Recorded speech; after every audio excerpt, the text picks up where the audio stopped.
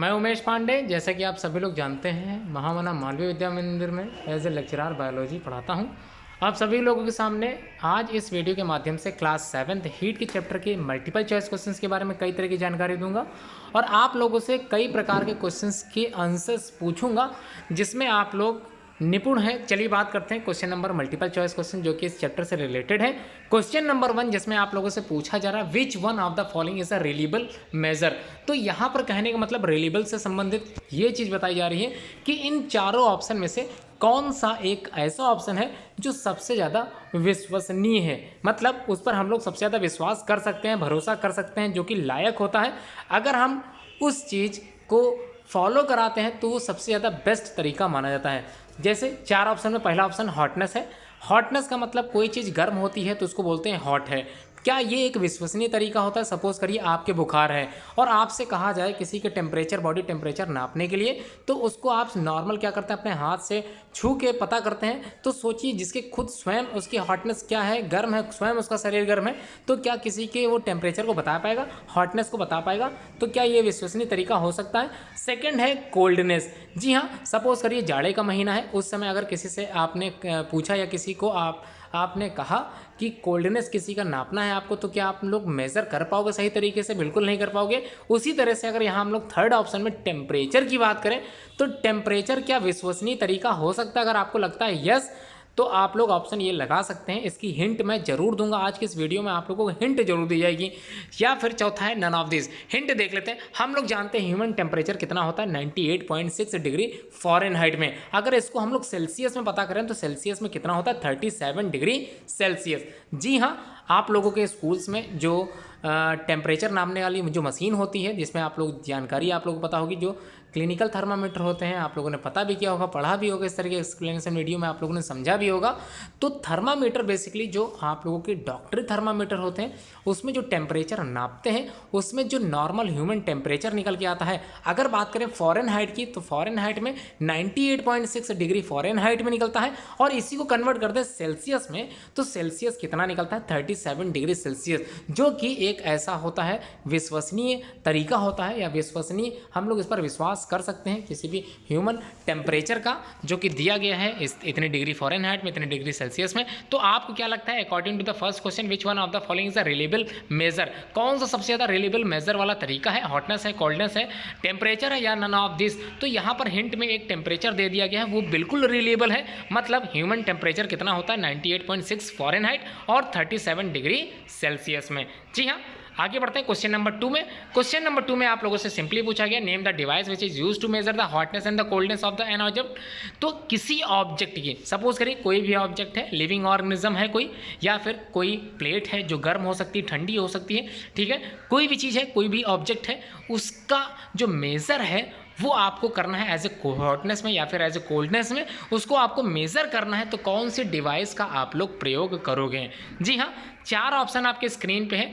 तो टेम्परेचर नापने के लिए किसी भी ऑब्जेक्ट का कौन सा यहाँ पर इंस्ट्रूमेंट का इस्तेमाल किया जाएगा? चार ऑप्शन में पहला है पिकोमीटर, दूसरा है बैरोमीटर, तीसरा है manometer and the last one is thermometer. तो आप लोगों को आंसर तो पता चल गया होगा, लेकिन थोड़ी चीज़ें और भी जानकारी आप लोगों को होनी चाहिए जो कि इन चारों ऑप्शन से रिलेटेड है। तो चारों ऑप्शन के बारे में चलिए जान लेते हैं सब कुछ। पिकोमीटर होता क्या है? The picometre is a unit of length. जी हाँ, यूनिट ऑफ लेंथ पिकोमीटर के अंतर्गत आती है। अगर यहाँ पर बात होती मेज़र करने की लेंथ को, तब आप ये आंसर लगा सकते थे, लेकिन यहाँ तो टेम्परेचर मापने के लिए आप लोग से पूछा गया है। सेकंड है बैरोमीटर। तो बैरोमीटर के लिए आप लोगों को याद होगा, मैंने एक प्रोजेक्ट करवाया भी था, बैरोमीटर बनवाया भी था, आप लोगों को ध्यान आ रहा होगा, जो वायु हवा के बारे में बता रहा था। An instrument that measure air pressure and indicate करता है the changes in the weather. तो वेदर मतलब मौसम विभाग की जानकारी जब आप लोग अपने न्यूज़ चैनल से पता करते हो, तो ये जो न्यूज़ चैनल वाले होते हैं कि इसी टेम्परेचर जो मापने वाला, इसी जो प्रेशर मापने वाला जो यंत्र होता है, एयर प्रेशर मापने वाला जो यंत्र होता है जिसका नाम बैरोमीटर है, इसी की सहायता से वो वो प्रेशर बताते हैं किसका, एयर का। अगला है मैनोमीटर। तो मैनोमीटर एक इंस्ट्रूमेंट होता है जो यूज़ किया जाता है किसी भी चीज़ को मेजर करने के लिए। एक तरह का इंडिकेट प्रेशर होता है, यू शेप्ड में होता है। इतना आप लोग ध्यान रखें, किस शेप्ड में होता है, यू शेप्ड में होता है। नेक्स्ट है थर्मामीटर। तो आप लोग जानते ही होंगे थर्मामीटर में आप लोगों को मरकरी दिखाई देती है। मरकरी का मतलब पारा होता है। जी हाँ, एक लिक्विड मेटल होता है जो रूम टेम्परेचर में कितने डिग्री सेल्सियस में, जो रूम टेम्परेचर में एज ए लिक्विड दिखाई देता है, एज ए लिक्विड होता है, उसका इस्तेमाल हम लोग थर्मामीटर में करते हैं। तो थर्मामीटर होता क्या, इसको भी समझ लेते हैं। A thermometer is a device that measure करती है किसी भी चीज़ के, किसी भी ऑब्जेक्ट के टेम्परेचर को। समझ में आ गया बच्चों? तो टेम्परेचर मतलब यहाँ तापमान से है, किसी भी चीज़ का हॉटनेस हो गया, किसी भी वस्तु की कोल्डनेस हो गया, इन सभी का ताप हमको कौन बताएगा? यही थर्मामीटर। जी हाँ, आगे बढ़ते हैं। क्वेश्चन फिर समझ लेते हैं एक बार। Name the device which is use to measure the hotness and the coldness of an object. तो आंसर समझ में आ गया। जी हाँ, हिंट में आप लोगों ने सभी कुछ जानकारी प्राप्त कर ली होगी और आंसर आप लोगों ने सही दे दिया है, ये अच्छी बात है। चलिए क्वेश्चन नंबर 3 पे चलते हैं। Which one is filled in the bulb of thermometer. आप लोगों ने हीट वाले चैप्टर में थर्मामीटर का डायग्राम बनाया होगा, डायग्राम भी बनाया होगा, आप लोगों ने सीखा भी होगा थर्मामीटर के बारे में, दुनिया भर की चीज़ें सीखी होंगी। इसमें क्या यूज़ किया जाता है, कितने डिग्री टेम्परेचर तक इसका पैमाना होता है, कितने डिग्री टेम्परेचर तक इसमें जो है लाइंस होती हैं, ये आप लोगों ने देखा होगा, पढ़ा होगा। डिग्री फ़ारेनहाइट के अलावा इसमें डिग्री सेल्सियस तापमान भी वहाँ पर दिया गया होता है। तो इसमें बताना क्या है आपको, इनमें से कौन सी चीज़ उसी थर्मामीटर के बल्ब में भरी होती है। जी हाँ, 4 ऑप्शन स्क्रीन पे है। मरकरी है, लेड है, कॉपर है, सिल्वर है। जी हाँ, मरकरी आप लोग जानते ही हैं पारा, दूसरा लेड मतलब शीशा, कॉपर आप लोग जानते ही हैं तांबा, और लास्ट में सिल्वर जो दे रखा है, सिल्वर मतलब चांदी। तो चारों में से कौन सी एक ऐसा मेटल है जो उसी थर्मामीटर में भरा रहता है? और एक तरह का ये यहाँ पर हिंट दे दी गई है। चलिए हिंट देख लेते हैं क्या है। It is the only metal. जी हाँ, एक मेटल भरा होता है that is liquid at standard temperature and pressure. और क्या होता है, एक रूम टेम्परेचर में ये क्या होता है, लिक्विड होता है, तरल होता है, पानी की तरह होता है, एक तरह से ये कह सकते हैं। सिंबल फॉर दिस एलिमेंट, इस एलिमेंट को हम लोग केमिकली जो सिंबल इसका यूज़ करते हैं वो होता है Hg। जैसे हाइड्रोजन के लिए H यूज़ करते हैं, नाइट्रोजन के लिए N यूज़ करते हैं, कार्बन के लिए C यूज़ करते हैं, उसी तरह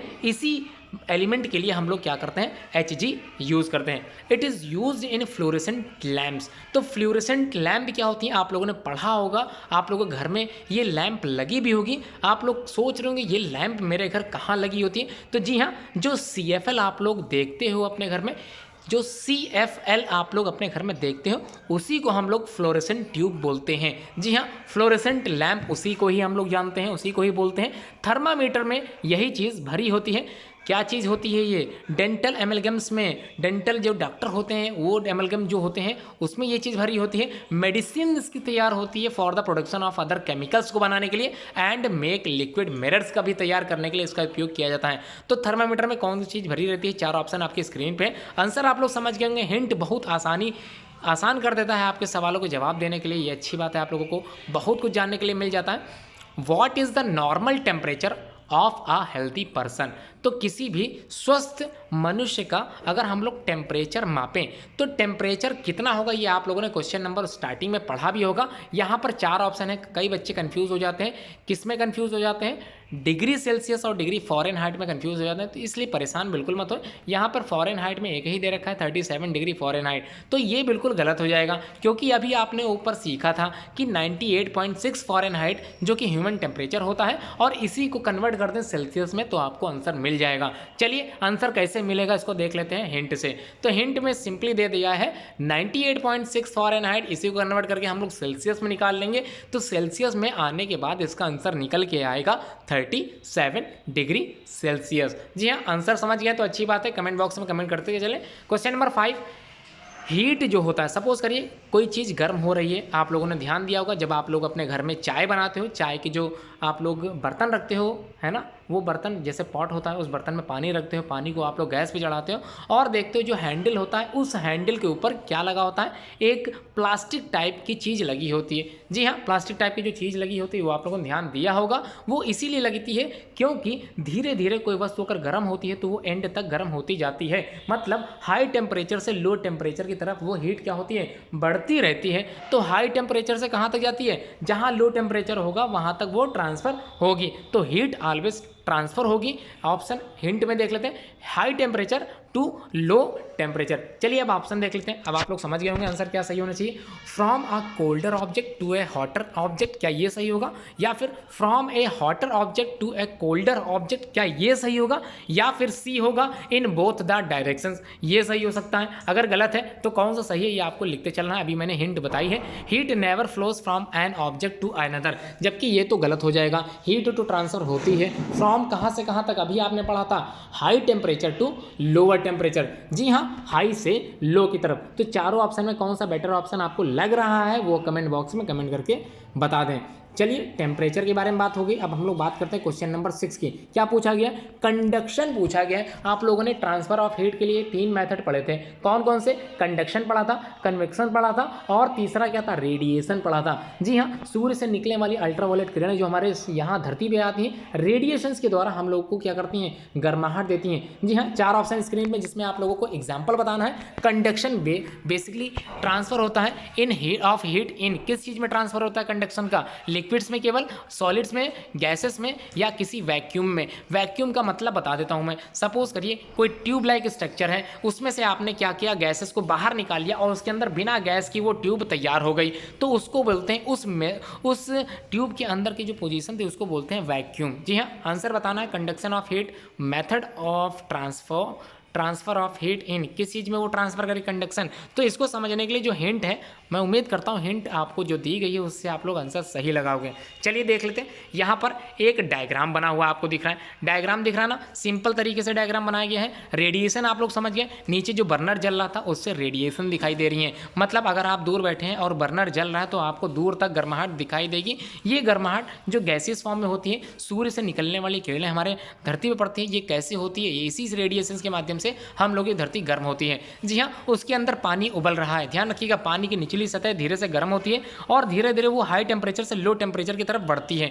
जी हाँ, उसको हम लोग यहाँ पर क्या बोलते हैं, कन्वेक्शन बोलते हैं। जी हाँ, अब कंडक्शन क्या होता है समझ लेते हैं। कंडक्शन, यहाँ पर जो हैंडल दिख रहा है वो धीरे धीरे क्या हो रहा है, गर्म हो रहा है। तो कंडक्शन हमेशा सॉलिड में क्या करते हैं, घूमते हैं हाई टेम्परेचर से लो टेम्परेचर की तरफ। चलिए अब आगे आंसर आपको बताना है। आप लोगों को हिंट तो प्रॉपर समझ में आ गया होगा। चलिए नेक्स्ट चलते हैं क्वेश्चन नंबर 7 की ओर। हीट फ्रॉम द सन, ठीक है, फ्रॉम द सन रीच करता है, पहुंचता है हमारे तक, हम तक, बाय विच प्रोसेस। तो 3 प्रोसेस ही होती हैं, कंडक्शन होता है, कन्वेक्शन होता है और तीसरा क्या, रेडिएशन। तो अभी आप लोगों ने सीखा था कौन सी प्रोसेस से सन रीच होता है या सनलाइट हमारी धरती तक पहुंचती है, हम तक पहुंचती है, वो कौन सा मेथड होता है, रेडिएशन होता है, कंडक्शन होता है, कन्वेक्शन होता है, या ऑल ऑफ दिस। डायग्राम आपको ऊपर दिखाया गया था, कहिए तो डायग्राम फिर से एक बार दिखा देता हूँ। चलिए देख लीजिए डायग्राम, बिल्कुल इसी तरह से डायग्राम में भी आपको ये आंसर मिल जाएगा, कौन सी चीज़ यहाँ पर गैसियस फॉर्म में दिखाई दे रही है, वही आंसर सही होगा। चलिए आंसर मिल गया तो कमेंट बॉक्स में आंसर करते चले। क्वेश्चन नंबर 8 पढ़ लेते हैं। क्वेश्चन नंबर 8 में एक बेकर है, रैप्ड कर देता है, लपेट देता है अपने आप को with a few layers of newspaper. मतलब न्यूज़पेपर से अपने आप को क्या करता है, ढक लेता है ऑन अ कोल्ड विंटर, सर्दी की रात में, ठीक है, विंटर नाइट, सर्दी की रात में अपने आप को न्यूज़पेपर से ढक लेता है।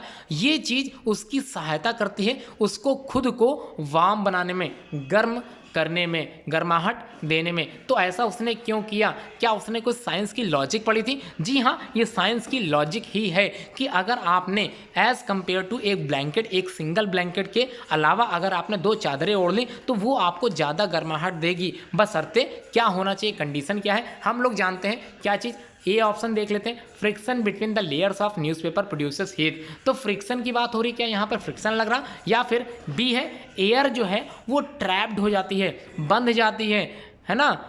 उसके बाद कहाँ पर ये बन जाती है, between the layers of newspaper. Newspaper जो लपेटा था उसके हर एक न्यूज़पेपर के बीच में, एक लेयर के बीच में एयर क्या थी, वो थी बंद हो गई थी। और एयर क्या होती है, air is a bad conductor of heat. जी हाँ, हीट क्या ये बैड कंडक्टर होता है, या फिर ये कह लें कि जो हीट अंदर बनी है वो बाहर नहीं जा सकती और जो बाहर है वो अंदर नहीं जा सकती। यही सहायता करती है उस बैगर की, उसको न्यूज़पेपर जो उसने लपेटा था गर्म करने के लिए। जी हाँ, C option, newspaper is a conductor of heat. आपको लगता है क्या कंडक्टर ऑफ हीट होता है न्यूज़पेपर?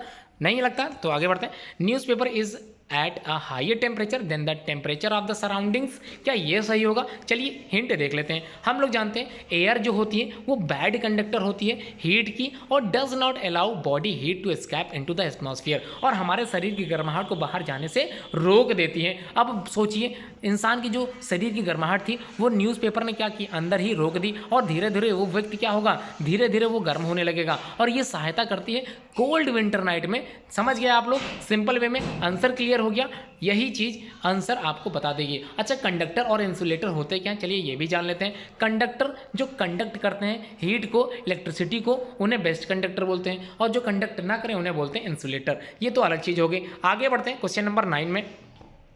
अ मार्बल टाइल, ठीक है, एक मार्बल की टाइल है आप लोग घर में लगी, ये अच्छी बात है। आप लोगों ने ध्यान भी दिया होगा जिनके घर मार्बल की टाइल लगी है वो टाइल जाड़े के दिनों में ठंडी होती है, गर्मी के दिनों में भी ठंडी होती है, लेकिन जो टाइल वुडन होती है, लकड़ी वाली, वो टाइल विंटर मॉर्निंग में आप लोगों ने क्या देखा होगा, एज कोल्ड, मतलब a marble tile would feel cold as compare to wooden tile on a winter morning. तो मार्बल की टाइल तो हमको ठंडी लग रही थी, जबकि विंटर वाली जो वुडन टाइल थी विंटर के समय हमको ठंडी नहीं लग रही थी। ऐसा क्यों होता है? 4 ऑप्शन। ए है is a better conductor of heat than the wooden tile, ये होगा, या फिर B is polished while wooden tile is not polished, या फिर reflects more than heat than wooden tile, या फिर 4 option is a poor conductor of heat than the wooden tile. तो आपको क्या लगता है? चलिए बात करते हैं कंडक्टर की। कंडक्टर अलाउ करता है इलेक्ट्रिसिटी और हीट को, whereas insulator does not. तो आंसर आपको मिल गया होगा, मुझको उम्मीद ऐसी लगती है कि यहाँ पर एज कंपेयर टू, दोनों में कंपेयर करें तो कौन सा कंडक्टर बेस्ट था, कौन सा इंसुलेटर था, या फिर बात करें कौन कंडक्ट कर रहा था हीट को, वही आंसर सही होगा। यहाँ पर क्वेश्चन नंबर 10 थोड़ा समझ लेते हैं। पहेली एंड बूझो, उसने क्या किया, दोनों ने मेजर किया अपना अपना बॉडी टेम्परेचर। पहेली ने अपनी बॉडी टेम्परेचर को थर्मामीटर से क्या पाया, 98.6 फ़ारेनहाइट में पाया, जबकि बूझो ने अपना टेम्परेचर रिकॉर्ड किया 37 डिग्री सेल्सियस में। Which of the following statement is true, दोनों में किसका स्टेटमेंट सही होगा? पहला A option, Paheli has a higher body temperature than Boojho, Paheli का जो बॉडी टेम्परेचर था वो बहुत ज़्यादा हाई था, जबकि बूझो का नहीं था, ये सही होगा। या फिर B option, Paheli has a lower body temperature than Boojho, ये सही होगा। या फिर C, both have normal body temperature, दोनों के बॉडी टेम्परेचर नॉर्मल थे, सेम थे, क्या ये सही होगा? Both are suffering from fever, दोनों को ही बुखार था, फीवर था, इलनेस थी, क्या ये सही होगा? हिंट आपको पहले वाले क्वेश्चन में बताया जा चुका है कि ह्यूमन बॉडी टेम्परेचर, किसी स्वस्थ मनुष्य का जो ताप होता है वो 98.6, जो कि बराबर होता है 37 डिग्री सेल्सियस के, मतलब 98.6 फ़ारेनहाइट ये बिल्कुल बराबर होगा 37 डिग्री सेल्सियस के। इसलिए दोनों के रिकॉर्ड जो रिकॉर्ड किए गए थे मेजर टेम्परेचर के, वो बिल्कुल क्या है, नॉर्मल है, और बिल्कुल क्या है, सही है, बिल्कुल ये इक्वल है। उम्मीद करता हूँ पूरी वीडियो आप लोगों को समझ में आ गए होंगे, सारे क्वेश्चंस के आंसर्स आप लोगों ने बिल्कुल सही दिए होंगे। कल इसकी आंसर शीट आप लोगों को मिल जाएगी चैप्टर 4 तक की। कल आप लोग जो है इसी चैप्टर के फिल इन द ब्लैंक्स और आप लोग इसी चैप्टर के ट्रू फॉल्स की तैयारी करें अच्छे से पेपर अपने से जो एग्जाम्पल्स हैं आपकी जो बुक में जो एक्सरसाइजेस है उसको अच्छे से समझें, पूरी चैप्टर की रीडिंग करें जिससे आप लोगों को आंसर सही दे सकें और आप लोगों को बिना हिंट के आंसर पता करने में आसानी हो। चलिए वीडियो समाप्त करता हूँ। उम्मीद है आप लोगों ने पूरी वीडियो अच्छे से एंजॉय की होगी और उम्मीद ये भी करता हूँ कि आप लोगों को वीडियो समझ में अच्छे से आ भी गई होगी। धन्यवाद।